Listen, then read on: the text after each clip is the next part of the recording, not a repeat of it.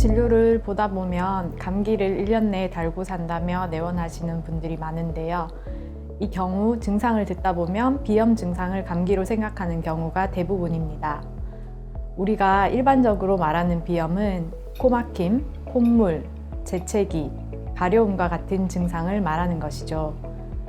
비염은 증상을 일으키는 원인에 따라 알레르기성, 혈관 운동성, 비알레르기성 비염으로 나누게 됩니다.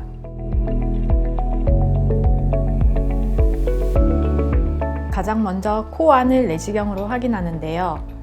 내시경 검사로 코 점막이 어떤지를 보면서 콧물의 색깔이 어떤지, 진하기가 어떤지도 같이 봅니다.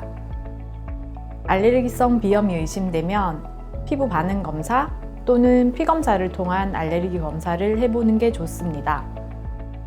다만 피부 반응 검사는 비염약을 복용 중일 경우 결과가 제대로 안 나올 수 있어 검사 5일 전에는 드시던 비염약을 중단하는 것이 좋아요.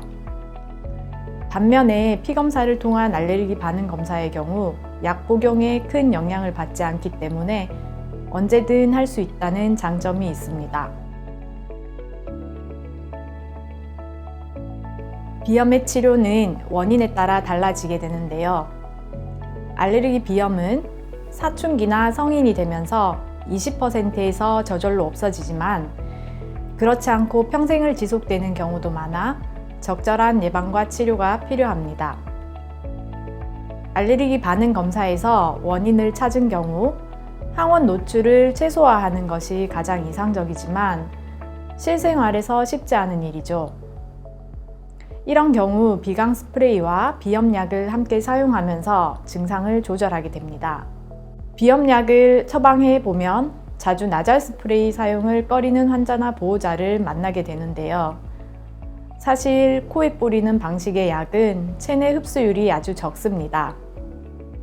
이런 이유로 FDA에서는 생후 24개월 이후부터 사용해도 좋다고 허가가 될 정도로 안전한 약입니다. 그래서 제가 알레르기 비염이 의심되는 환자에게 가장 먼저 권하는 약이 나잘 스프레이입니다. 초기 증상이 있을 때 나잘 스프레이를 먼저 사용해 보시고 그래도 증상 호전이 안 되면 먹는 약을 함께 사용해 보시는 것이 약의 부작용을 최소화하면서 증상 조절을 할 수 있는 가장 효과적인 방법이라 생각됩니다. 비염약을 먹어도 효과가 없거나 약에 대한 부담감이 클 경우 수술을 생각할 수 있는데요. 수술 후에도 재발하는지를 물어보시는 분들이 많아요. 사실 알레르기 비염이라는 질병 자체가 항원에 대한 항체의 반응이어서 알레르기 비염을 없애기는 어렵습니다. 통상적으로 수술 후 1년 정도는 증상이 좋아지는데요. 이는 개인별로 차이가 큽니다. 또 의사마다 수술 방법이 다를 수 있어 이에 따른 차이도 무시할 수는 없습니다. 최근 비염 수술은 코안 점막에 고주파 열을 가하여 점막 부피를 줄이는 고주파 점막 축소술이 대부분인데요. 10여 년 전만 해도 코안 점막 일부를 절제해버리는 수술을 했었습니다. 하지만 코 점막을 과도하게 제거한 후 오히려 코가 마르고 시린 증상, 후비루, 막힘 등의 부작용을 일으켜 최근에는 거의 하지 않는 수술법입니다. 수술은 대략 10분 정도면 끝이 나는데요.